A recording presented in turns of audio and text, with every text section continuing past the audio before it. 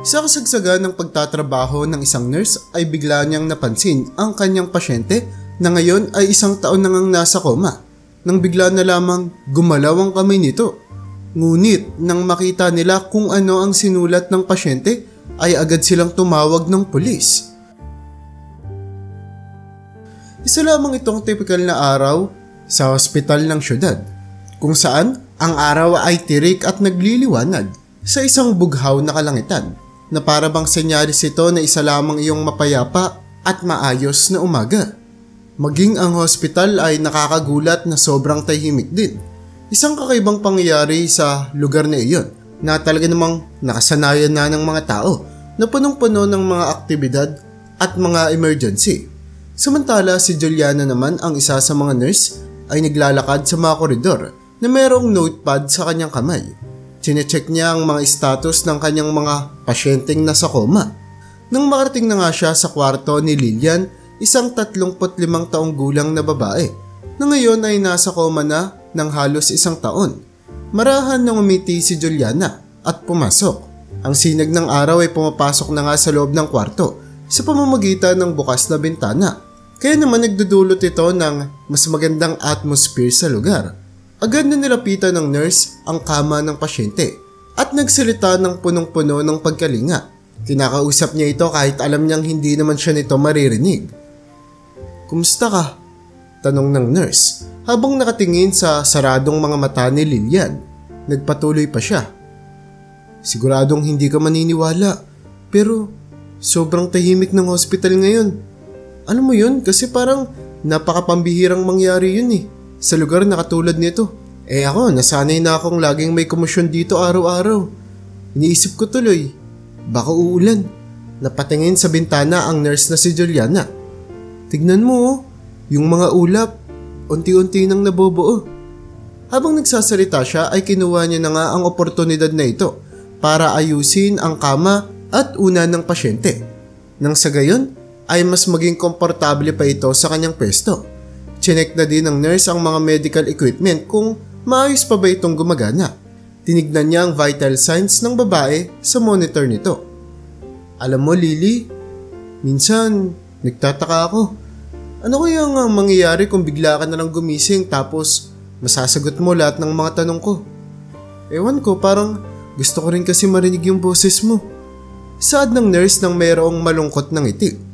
Tila ba payapa naman na natutulog si Lilian na para bang komportable lamang siya sa kanyang pwesto. At sa hindi inaasahang pagkakataon nga, bigla na lamang hinawakan ng nurse ang kamay ng babae. Tumagal ito ng ilang mga segundo at pinapakita ng nurse na sinusuportahan niya ito at handa niyang alagaan ang pasyente kahit na anong mangyari. Sino nga ba naman ang nakakaalam? Baka isang araw ay gumana ang lahat ng kanyang mga ginagawa na pag-aaruga sa pasyente at bigla na lamang itong magising. Matapos ang ilang mga sandali ay bumalik na siya sa pagsasaayos ng buong kwarto habang pinapanood niya ang langit na unti-unti na ngang bumubuo ng mga gray na mga ulap na nagpapakita na malapit ng umulan. Napagdesisyon na ni Juliana na mas okay kung isasara niya muna ang bintana bago tuluyang umulan. Nilagay nga muna ng nurse ang kanyang notepad sa may higaan ng pasyente. Sa loob ng ilang mga sandali, tinabi niya ito sa kamay ni Lilian. Ngunit bigla na lamang ay nakarinig siya ng tunog na nagmumula sa kanyang notepad. Ito ay nahulog sa sahig.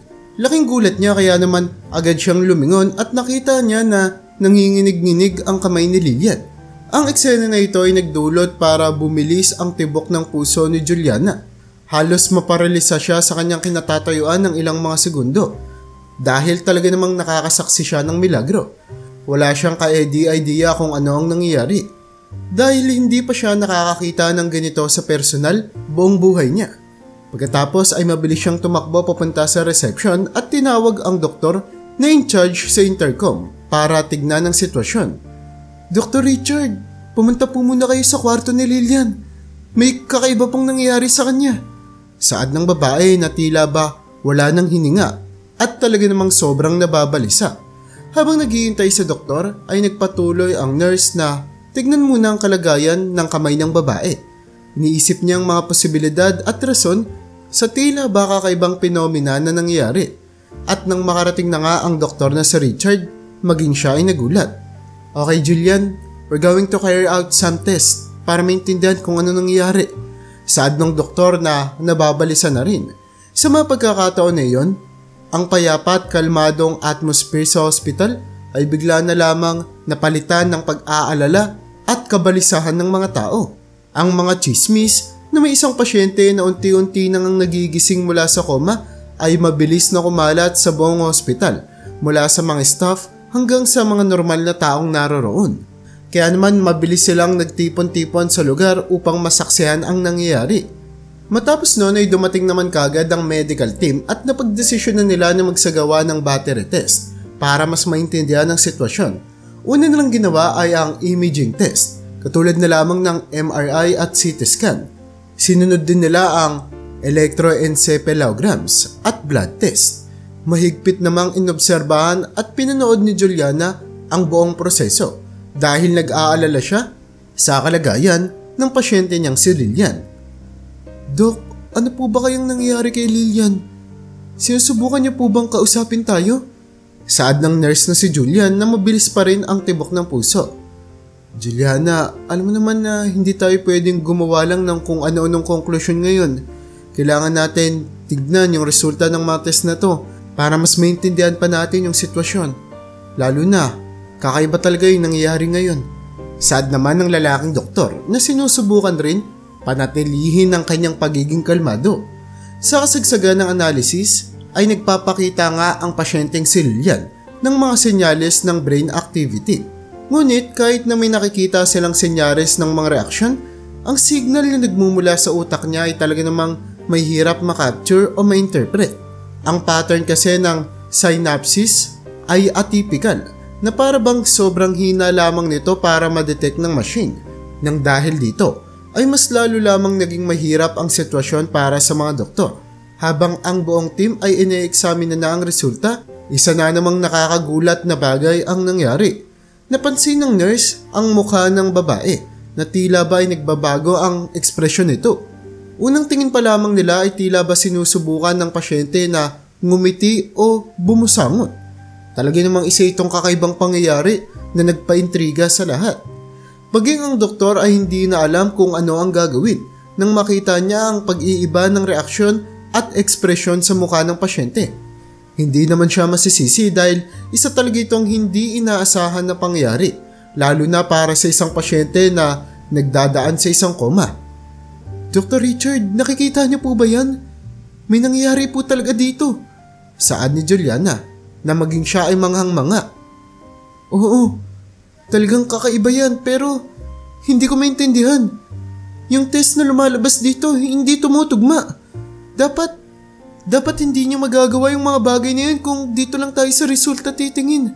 Sobrang liit lang ng brain activity niya. It doesn't make sense. Saad ng doktor na talaga namang hindi na maintindihan ang kanyang ire-react.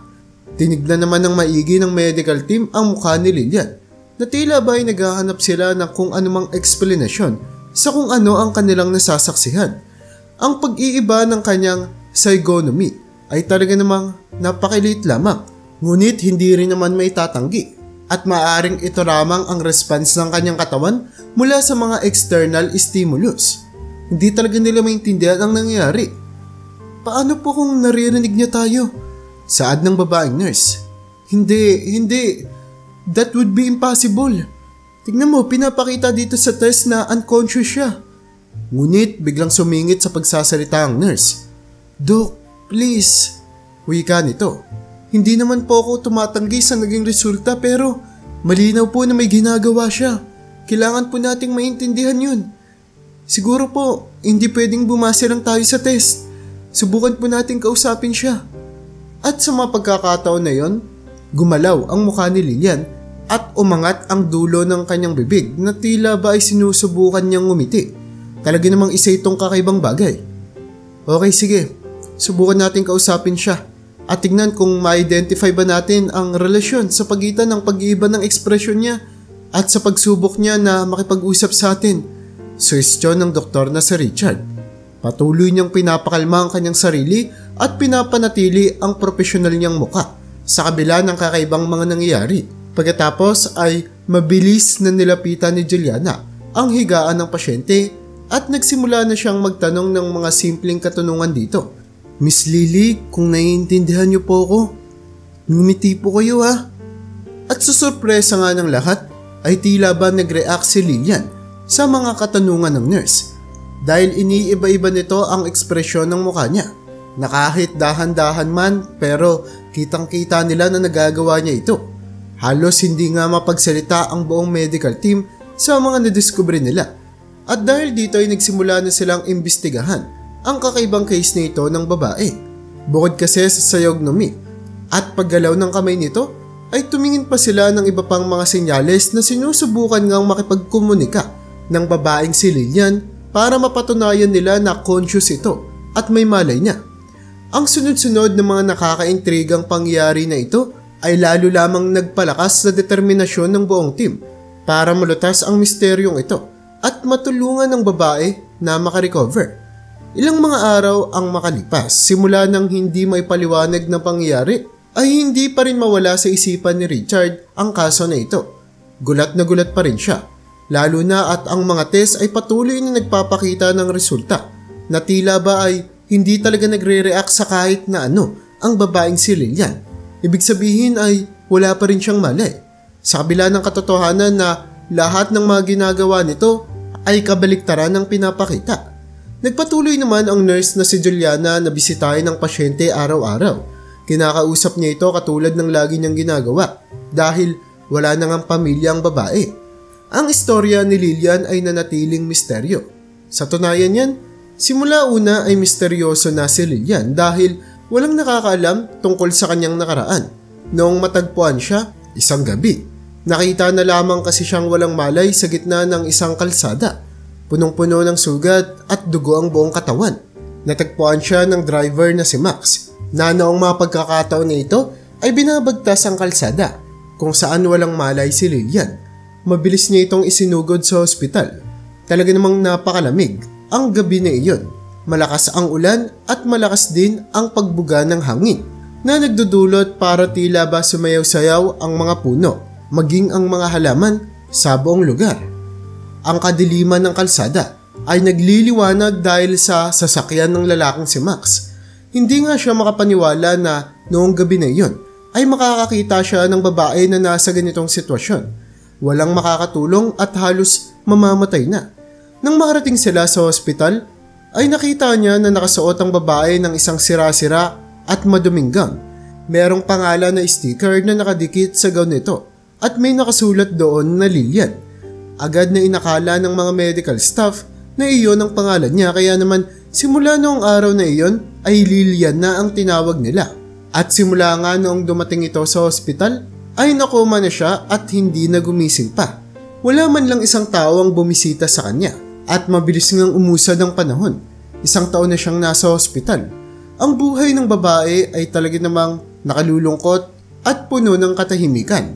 Ngunit ang presensya naman ni Juliana ay nagbigay ng comfort at nakagaan sa nakalulungkot na sitwasyon na ito.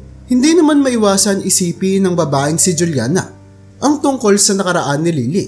Kung sino siya, saan siya nanggaling at bakit wala man lang isa sa mga kapamilya niya ang naghanap para sa kanya. Nai-imagine niya na ang mga sirkumstansya na nagdulot para mapunta sa ganitong sitwasyon si Lilian at hinihiling niya na sana ay matulungan niya itong makarecover at madiskubre ang buong katotohanan. Sa kabilang dako, ang mga doktor naman ay nagpatuloy na imbestigahan ng kaso na ito. Sinusubukan nilang maintindihan ang rason sa paiba-ibang ekspresyon sa muka at galaw ng pasyenteng si Lilian. Sa kabila ng pinapakita ng mga test ng mga kabaliktaran na resulta, ang paghahanap ng mga kasagutan ay naging personal at talaga namang malaking pagsubok para sa mga profesional at sa lahat ng mga tao na involved doon. Lalong-lalo na para sa nurse na si Jillian na patuloy lamang lumalakas ang kanyang determinasyon na mahanap ang kasagutan sa mga misteryong nangyayari at baka ay matulungan niya rin si Lilian na maibalik ang buhay nito. Sa patuloy pang pagdaan ng mga araw, ang pasyenteng si Lilian ay unti-unti nang nasasara ang kanyang mga daliri na para bang pumipwesto ang kanyang kamay sa paraan na nagsusulat. Mabilis na nagbigay suwestyon ang nurse na si Jillian na maglagay ng ballpen sa kamay ng babae. Ngunit nag-aalinlangan ng mga doktor. Hindi ko alam kung magandang idea yan, Juliana. Sa tingin ko, nami-misinterpret lang natin yung galaw niya. Saad ng doktor na si Richard. Siguro ang gawin na lang natin ngayon ay obserbahan natin siyang mabuti. Ngunit sa mga pagkakataon na iyon, nang mag-isa na lamang si Lillian, napagdesisyonan ni Juliana na dahan-dahan na maglagay ng ballpen sa pagitan ng mga daliri ng pasyente at pinalakas niya ang loob nito na magsulat. Miss Lillian, pakiusap. Subukan niyo pong magsulat ng kahit na ano. Wika niya sa pasyente. Punong-puno siya ng pag-asa habang sinasabi niya ito. Noong una, katulad ng inaasahan, kaunting mga linya at hindi nga maintindihan ang naisulat ni Lillian sa papel. Nakaramdam ng kaunting pagkadismaya ang nurse, ngunit hindi siya sumuko. Nagpatuloy niya itong gawin araw-araw habang sinesekreto niya ang kanyang ginagawa sa mga doktor. At sa wakas, nakapagsulat na nga si Lillian ng ilang mga tila ba numero sa papel. Sa bawat papel ay nagsusulat siya ng iba't ibang mga numero. Dok, tignan niyo po! Agad na pinakita ng nurse ang mga papel na ito sa doktor na si Richard, na talaga namang hindi maintindihan ang kanyang mararamdaman. Kung gulat ba o pagkatakot? Anong ibig sabihin yan? Tanong ni Dr. Richard. Kaya naman napagdesisyonan nila na patuloy lamang pasulatin ang pasyenteng babae sa kung ano ang gusto nitong sabihin sa kanila. Nagpatuloy sa pagsusulat si Lillian ng mga numero, maraming mga numero, at biglang nagbago ito at naging letra. Ang unang letra na sinulat niya ay ang letrang N. Talaga namang walang nakakaintindi sa mga nangyayari. At sa isa pang pagkakataon ay nagsulat na nga siya ng tuloy-tuloy ng mga numero at isa pang letra, letrang I naman. Diyos ko, ano bang nangyayari? Ano bang gusto mong sabihin sa amin, Lillian? Nagtatakang wika ng doktor na naguguluhan na. Ang doktor na si Dr. Richard ay isang technology and geolocation specialist. Tinignan niyang mabuti ang mga sulat na ito at hindi makapaniwala. Parang nagsusulat siya ng coordinate.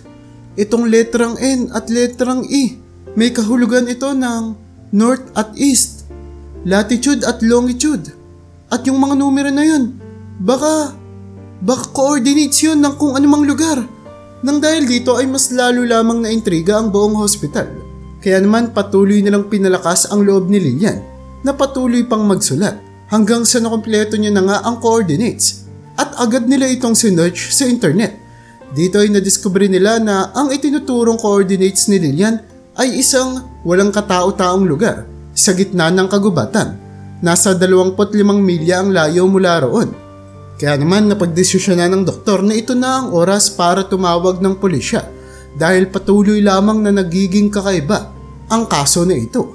Pinaliwanag nila ang buong sitwasyon sa mga polis mula sa pagkakakoma ni Lillian hanggang sa mga coordinates na sinulat nito sa papel. Ngunit isang misteryosong bagay ang nangyari. Bago pa kasi sila makapagpadala ng unit para makita ang lokasyon na sinulat ni Lillian, ay nagawa ulit makapagsulat pa ni Lillian. Ang kalahati dito ay halos hindi maintindihan. Pero kung titignan mabuti ay para bang isa itong salita. Kaya naman naalerto na ang kapulisan at agad silang nagpadala ng unit para imbestigahan ang lugar na sinasabi sa coordinates ni Lillian. Nang makarating sila doon ay wala silang nakita. Patuloy silang naghanap sa lugar ng ilang mga oras ngunit wala. Nang palis na sana sila, isa sa mga officer ang napatid ng kung anumang bagay na nasa lupa. Dahil sa pagkaintriga, mabilis niyang inalis ang mga dahon na nakatakip dito at hindi nga siya makapaniwala sa kanyang nakita nang makatagpo siya ng isang maliit na pinto. Para bang entrance ito ng isang bunker.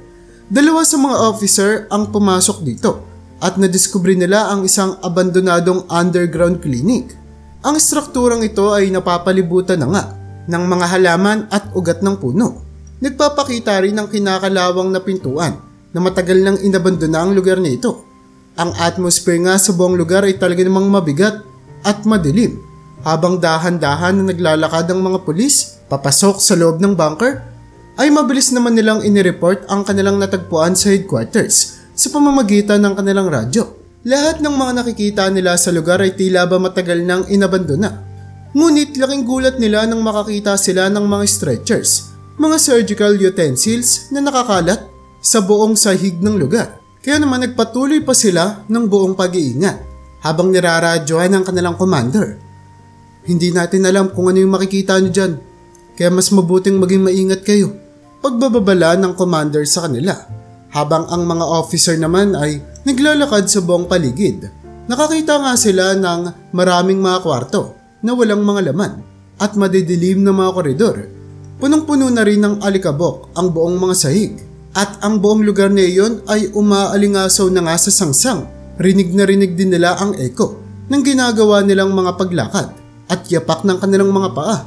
Maging ang kanilang mga hininga ay halos naririnig na nila sa buong lugar. Nakakita sila ng mga kinakalawang na mga upuan na ginagamit ng mga dentista, mga cupboards, mga sirang mga medisina at iba pang matatalim na mga bagay na talaga namang nakakatakot tignan. Isa sa mga police officer ang nagsalita nga sa radyo. "Commander, parang ginawa po yung lugar na to para sa mga nakakakilabot na medical practices." At sa wakas, nang makarating na nga sila sa dulo ng bunker, ay nakakita sila ng pinto na merong napakaraming lock. At hindi lamang ito simpleng lock dahil makakapal ito, na talaga namang hindi nila inaasahan na makikita nila doon. "Ano yan?" saad ng isa sa kanila habang nagsisimula na nga sila na sirain ang pinto. Nang biglang may isang lalaki ang nagpakita sa madilim na parte ng bunker at sinimulang kalabanin ang mga police officer. "We are under attack! Unknown suspect!" sigaw ng isa sa mga officer sa radyo. Talaga namang naging napaka-intense ng sitwasyon. Pero nagawa naman ng mga officer na mapigilan ang misteryosong lalaki. Ang sitwasyon at ang eksena na iyon ay mas lalo lamang naging kaintri-intriga. Lahat sila ay nagtataka kung ano nga ba ang meron sa nakalak na pinto na iyon na ayaw ipaalam ng suspect na umatake sa kanila. "He's in custody now. Magpuproceed na po kami. Bubuksan na namin yung pinto." Pagre-report ng officer sa radyo. Lalo lamang naging intense ang sitwasyon habang buong pag-iingat na sinira ng mga police officer ang pinto. Alam nila na maaaring makakita sila dito ng talaga namang terribling bagay pagbukas nila ng pintuan. Handa na sila sa lahat ng mga bagay na pwede nilang makita, ngunit nagkakamali sila. Pagkatapos ng isang malakas na pagsira ng pinto, mabilis na nabuksan ng mga police officer ang pintuan. Napakadilim ng buong kapaligiran sa kwartong iyon. Kaya naman mabilis nilang binuksan ang kanilang mga flashlight at tinutok ang dala nilang mga baril sa kung anuman ang matatagpuan nila doon. Ngunit ang kanilang nakita ay talaga namang nakakagulat na halos nawalan nga sila ng reaksyon sa kanilang mga muka. Ang ekspresyon ng mga mukha nila ay tila ba nanonood sila ng nakakatakot na pelikula. "O Diyos ko," bulong ng isa sa kanila na hindi na nga nagawa pang kompletuhin ang kanyang sasabihin. "Paano nangyari ito?" saad pa ng isa niyang kasamahan habang nanginginig-nginig pa ang boses. Sa sulok kasi ng kwartong iyon ay nakakita sila ng isang teenager na babae at isang maliit na lalaki na nasa 5 taong gulang pa lamang, magkayakap ito at nanginginig. Kaya naman, dahan-dahan na nalapitan ng mga kalalakihan ang mga batang ito. Sinusubukan na pakalmahin sila. "Okay na, nandito kami para tumulong." Mabilis na napansin ng mga officer na traumatize ang magkapatid na ito. Tumingin sila sa mga pulis at tila ba ay ayaw nilang maniwala sa mga sinasabi nito. Ngunit pumayag naman sila na ma-rescue. Matindi ang takot na nararamdaman nila. At nang makalabas na sila sa bunker at sa sandaling nakakita sila ng liwanag ng araw, ay napasigaw ang batang lalaki. Tinakpan niya ang kanyang muka at nagsimulang umiyak. Mabilis naman siyang niyakap ng kanyang ate at pinakalma. "Kumalma ka, Lago. Huwag kang mag-alala, araw lang yan." Kung titignan sa panlabas ay talaga namang malinaw na malnourished at hindi natrato ng tama ang mga batang ito. Ang kanilang mga muka ay namumutla. Ang mga mata naman nila ay napakalalim na. At ang suot nilang damit ay napakadumi at sira-sira na rin. Punong-puno nga ng dumi ang buhok ng babae, habang ang batang lalaki naman ay punong-puno ng sugat ang buo niyang katawan. Halos madurog ang puso ng mga pulis, kaya naman mabilis nilang dinala sa ospital ang magkapatid habang wala silang ka-idea kung ano nga ba ang nangyari sa loob ng bunker na iyon. Napakarami nilang katanungan. Sino yung mga bata na iyon? At sino ang misteryosong lalaki na umatake sa kanila? Paano sila napunta doon? At sa kanilang biyahe nga ay hindi mapaghiwalay ang dalawa, na tila ba ay takot na takot sila na mawalay sa isa't isa kahit ilang sandali. Sinubukan ng mga pulis na kausapin sila, pero kaunting mga salita lamang ang kaya nilang bigkasin, at talaga namang takot na takot pa rin ang mga itsura nila. Nang makarating sila sa hospital, ang mga doktor at nurse sa pangunguna ni Juliana ay naghihintay na sa kanila. Sinigurado nila ang mainit nilang pagsalubong at punong-puno ng pagkalinga sa mga batang ito na sinusubukan silang aliwin. Maya-maya pa ay mabilis nilang sinimulan ang gamutan sa mga bata. Patuloy ang pagbuhos ng luha sa mga mata ng babae. Tinignan niya ang nurse at bumulong. Salamat po. Salamat po at naialis niyo kami sa nakakatakot na lugar na yun. Hindi naman alam ni Juliana kung ano ang kanyang mararamdaman. Nasasaktan siya sa nangyari sa mga batang ito. Kaya naman sinubukan niyang maging kalmado at ngumiti. Huwag ka nang mag-alala. Kami na ang bahala sa inyo. Aalagaan namin kayo. Ligtas na kayo ngayon. Habang ang kapatid niya namang lalaki ay ini-examine na at ginagamot, nagpatuloy ang mga polis sa pag-iimbestiga sa lugar na iyon at sa suspect na kanilang naaresto. Ang pagkakadiskubre nila sa magkapatid ay nagdulot lamang para madagdagan ang misteryong pumapalibot sa kasong ito at naging malinaw na napakarami pa nilang dapat malaman. Kaya naman ngayon ay sigurado na ang nurse na si Jillian at naniniwala siya na sinusubukan ni Lillian na maresolba ang talaga namang napakadilim na kasong ito. Pero paano niya nalaman ang lahat ng mga ito? At ano pa kaya ang pwedeng ibunyag ng babae?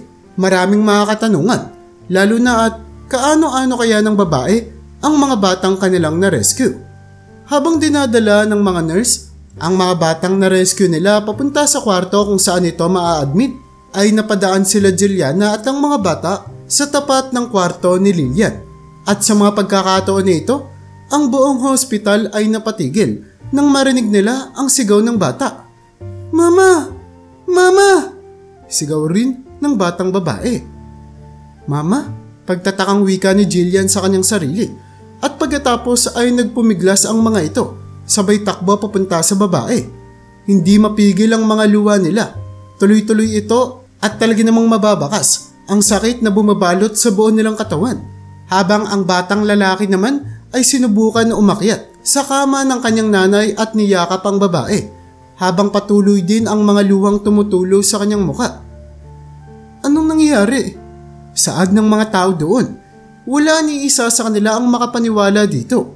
At para maresolba ang misteryong ito, ang ating istorya ay nagsimula nang may isang babae na mayroong maliit na anak na nagngangalang Luna, na noong mga pagkakataong ito ay nasa 10 taong gulang pa lamang. Naglalakad sila sa isang parke nang may isang lalaki nga ang biglang lumabas at kinuha ang batang babae. Agad na nakaramdam ng desperasyon ng babae, kaya hinabol niya ang lalaki na kumuha sa kanyang anak. Ngunit nahulog lamang siya sa isang trap na gawa ng lalaking ito. Tagumpay na nahuli ng lalaki ang parehang mag-ina at kinulong ito sa isang abandonadong underground clinic na kung saan ay inabuso niya ang dalawa at lahat ng pang-aabuso ay nagawa niya sa mga ito. Ngunit hindi matutumbasan ang katapangan na pinakita ni Lillian, kaya naman sa maraming mga araw ay lagi siyang binubugbog ng lalaki. Kung minsan pa nga ay ilang araw siyang hindi pinapakain. Ngunit ang hindi alam ng kriminal na nanghuli sa kanila, nabuntis pala si Lillian noong siya ay makidnap nito. At doon na nga rin pinanganak ang batang pinangalanan nilang Lago, sa madilim at nakakatakot na abandonadong bunker sa ilalim ng lupa. Kaya naman, ni minsan sa buhay ng batang si Lago ay hindi pa ito nakakakita o nakakaramdam ng liwanag ng araw. Nanatili sila sa abandonadong bunker na iyon sa loob ng 5 taon. Nang walang nakikitang kahit na anong liwanag. Nakakakita lamang sila ng liwanag kapag binubuksan ng lalaki ang pinto at may dala-dala itong isang lampara. Talaga namang naging mahirap ang pinagdaanan ng pamilyang ito. Hindi mabilang na torture at hindi maipaliwanag na sakit ang kanilang ininda. At nang mapagtanto nga ng kidnapper na nasa 15 taong gulang na ang batang si Luna at nagsisimula ng magdalaga, ay sinubukan niyang gawin dito ang nakadidiring mga bagay. Ngunit hindi pumayag ang nanay ni Luna na mangyari iyon. Ginawa nito ang lahat ng kanyang makakaya para malabanan ng kidnapper. Sa kalagitnaan ng kanyang panlalaban ay aksidente niyang naitulak ang babaeng si Lillian palabas ng pinto. At mabilis namang sumara ang pinto na gawa sa bakal. Agad na sinimula ng lalaki na habulin ang babaeng si Lillian na kung saan ay sinusubukan nitong kumawala at tumakas. Alam niya na sobra niya na itong nasaktan at madali niya lamang itong nahuli. Ngunit sa milagrosong pagkakataon ay nagawa pa ring makapalag ni Lillian at makatakas sa bunker na iyon. Tumakbo siya ng halos 5 mga milya habang naghahanap ng tulong dahil gusto niyang makabalik doon at maprotektahan ang kanyang mga anak. Ngunit kamalasan ang kanyang natagpuan dahil sa hindi inaasahang pagkakataon ay nasagasaan siya ng sasakyan at ang walang pusong driver na nakasagasa sa kanya ay mabilis na tumakas sa eksena. Sa mga pagkakataon na nga na ito, ang driver na si Max na may mabuting puso ay natagpuan siya sa gitna ng madilim na kalsada na mabilis naman siyang dinala sa pinakamalapit na bayan, 25 milya ang layo para dito ay magpagamot. Nang makarating nga ang babae sa ospital ay nasa coma na ito at hindi na nagising. Ngunit ang sticker sa kanyang dress na nagngangalang Lillian ay hindi niya pala totoong pangalan dahil may sapak sa ulo ang kanyang kidnapper at ang Lillian na ito ay pangalan ng namatay niyang asawa. Kaya naman ang buong pag-aakala nila na pangalan niya ay mali pala dahil ang totoong pangalan ni Lillian ay Vanessa.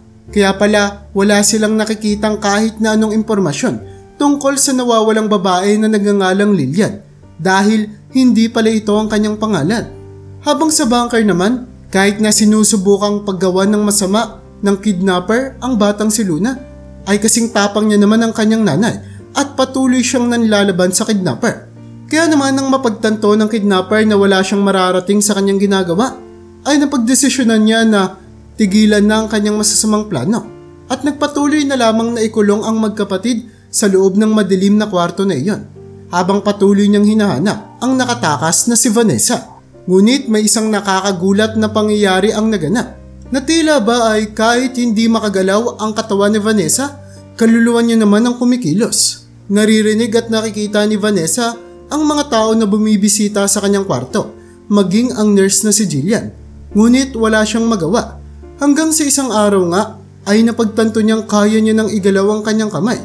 At sa ganitong paraan nga ay nakapagsulat siya ng coordinates kung saan nila matatagpuan ang kanyang anak at maililigtas ito. At ayun nga ang kabuuan ng istorya ng buhay ni Vanessa. Ngunit hindi ito isang masayang pagtatapos. Nang maramdaman kasi ni Vanessa ang kanyang mga anak na nakahiga katabi niya habang siya ay nasa koma, gumaan ang pakiramdam ng lahat. Hanggang sa biglang pilit na ngumiti si Vanessa. Ito na pala ang huling pagkakataon na makikita ng kanyang mga anak, ang kanyang ngiti. Lahat ay nagulat nang bigla na lamang mag-flat sa monitor ang pagtibok ng puso niya at nasundan ito ng isang mahaba at nakalulungkot na tunog na nagsasabing patay na si Vanessa. Nakakalungkot man pero agad na humanga ang mga tao sa hospital na iyon. Naiintindihan nila na ang misyon ng babaeng si Vanessa ay tapos na. Ngayon na alam niyang ligtas na ang kanyang mga anak, ay payapa na siyang makakaalis sa mundong ibabaw. Ilang mga araw din ang makalipas, ay nakita na nga nila ang tatay ng mga bata, na kung saan ay ilang taon na palang pinaghahanap ang kanyang asawa at ang nawawala niyang anak. Ang muling pagkikita nila ay talaga namang punong-puno ng emosyon at hindi makakalimutan. Nang makita ng tatay nila ang kanyang mga anak, mabilis niya itong niyakap. Parehas sila na hindi matigil sa pag-iyak. Si Luna na nasa 15 taong gulang na ay mabilis na pinakilala sa kanyang tatay ang kanyang kapatid na si Lago. At muli ay nagyakapan sila na punong-puno ng mga luha ang kanilang mga mata. Kaya kung nagustuhan mo ang nakalulungkot nating istorya ay huwag mo namang kalimutang mag-like at subscribe para makagawa pa tayo ng ganito kagagandang mga istorya sa hinaharap.